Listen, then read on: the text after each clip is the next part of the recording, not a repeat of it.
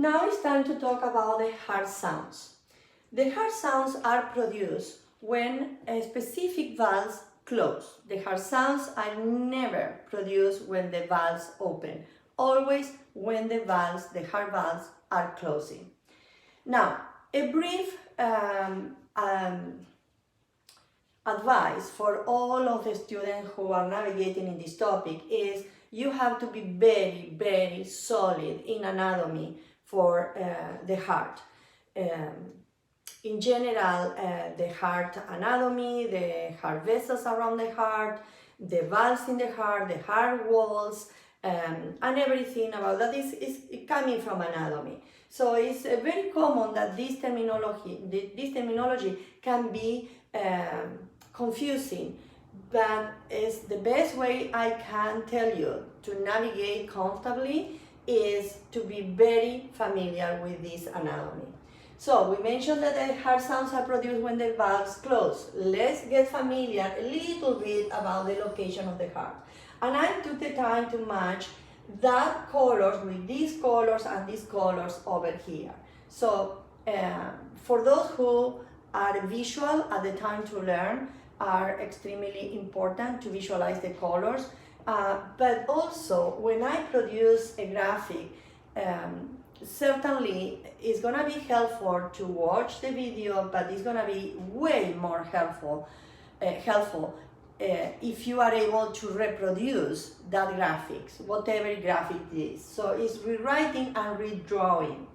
So in this heart, we have the right side of the heart, we have the left side of the heart. This patient is in front of you. The patient is in front of you. So we have valves on the right and valves on the left. On the top of the heart, we have the two atrioventriculars, atrium, ventricle, atrium, ventricle. So the two atrioventricular valves are at the top of the heart, and these one are the tricuspid and mitral. Also, the mitral is called bicuspid. So atrioventricular left, right is the tricuspid, atrioventricular right, left is the mitral. Sorry for the overlapping. On the below these two valves, we have two additional valves.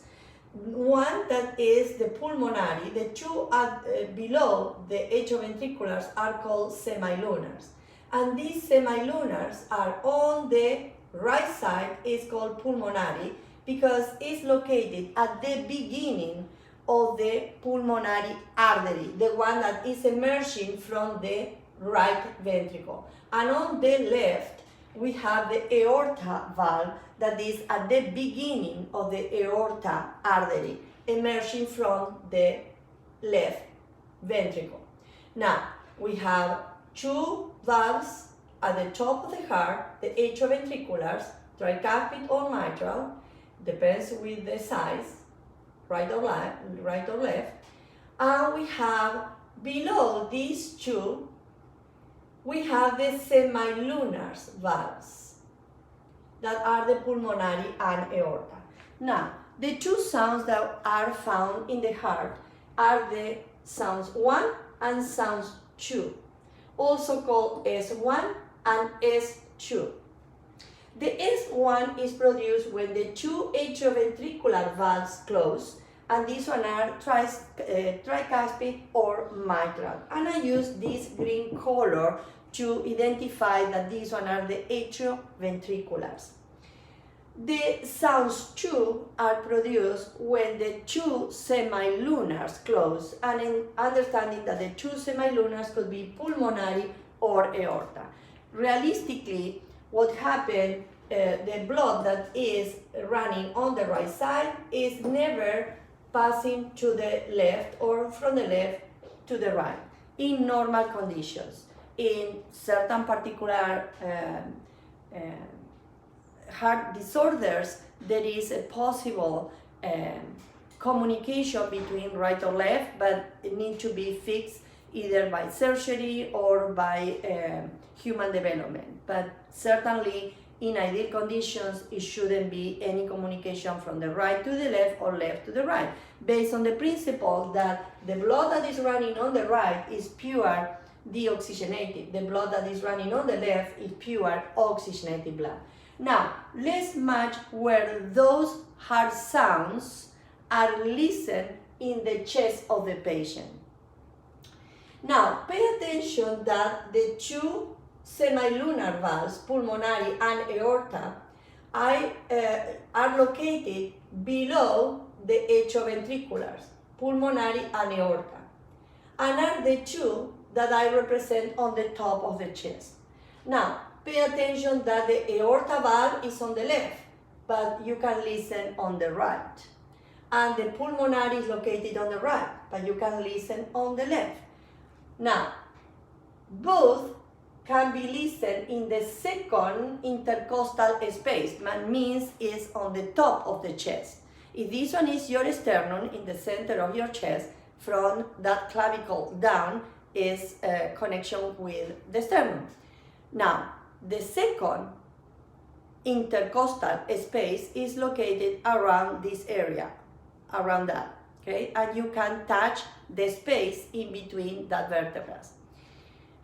What happened is the location of the heart in the chest is, yes, is oriented in the apex is oriented to the left, right? The apex is oriented to the left of the heart. That one is the orientation of the heart. The base of the heart is towards the top of the body, and the apex is located towards the diaphragm. But also, not only is in this direction, is a little rotated. It's not just flat to the front, it's a little rotation. And when it's that rotation happen, this aorta, when this heart rotate a little in the position of the heart, rotate a little, that aorta can be listened on the right and the pulmonary on the left. But both are listened in the second intercostal space. So the aorta is in the right second intercostal, and the pulmonary in the left second intercostal. And these both represent the S2. Now, the two valves at the top are listened at the bottom of the chest. If the two semilunars are listened on the top, the two atrioventriculars are located below in the chest, and this one represents the diaphragm. If this one represents the diaphragm, we can find the fifth intercostal space in order to listen the tricuspid or mitral. And this one doesn't change because the heart changed the location, and the aorta is the one that aorta and pulmonary can be listened in the opposite side. But the tricuspid and mitral remain in the same space. So if the tricuspid is in the right, is listened in the right. If the mitral is on the left, is listened on the left. Where in the right or left, fifth intercostal space. This one doesn't change. Now, the other important concept is matching the heart sounds with the electrocardiogram. That is going to be pretty soon. The next topic is going to be about the cardiac cycle. And you will find that these lines that represent or divide the different stage of the cardiac cycle, starting from the atrium contraction, ventricle systole, ventricle repolarization, full relaxation, and ventricular filling. Where in the electrocardiogram we can listen these bands. Again, matching with the color, this one, the green is S1. The green is S1. So the S1 represent atrioventricular valves. And the atrioventricular valves that are located at the top of the heart can be listened when they close. When they close when these two ventricles contract. This contraction of the ventricle push these two valves to be closed. And I'm going to explain in more details in the next video for the cardiac cycle why the valves are closed and why the valves are closed, why they are open, why they are closed. And another important concept is what is the function. So one is the reason why the valves are closed or open, and the other one is the function of the valves. And probably you remember even better what is the function of the valves. The function of the valves are to avoid backflow, right? Because blood is unidirectional. But why the valves are closed or open is determined by the difference of pressure that is originated in both areas that the valves divide. The two areas that the atrioventricular valves divide is the atrium to the ventricle. And the two areas that the semilunar valves divide are the ventricles, and the arteries are emerging from these ventricles. And if you keep this in mind, it's going to be much easier to understand the following topics. However, S1 is listen when the two ventricles contract, seriously contract, right? Is produce a very strong contraction. And the S2 is listen. The S2 is listen during this period that is at the end of the T wave. Why is listen at the end of the T wave is because is when these two ventricles achieve the highest amount of repolarization, means that at the end of repolarization, the two ventricles are fully relaxed.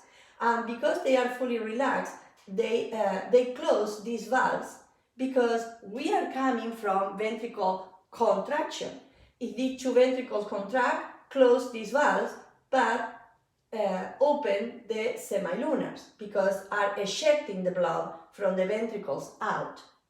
However, after the blood is ejected out, these ventricles get into repolarization and full relaxation. When they are in full relaxation, we don't want the blood coming back from the two arteries, the pulmonary and the aorta. And because we don't want that backflow, that two valves have to be closed. And this is the reason why the two semilunars close. So keep in mind this concept, and we will continue with the cardiac cycle.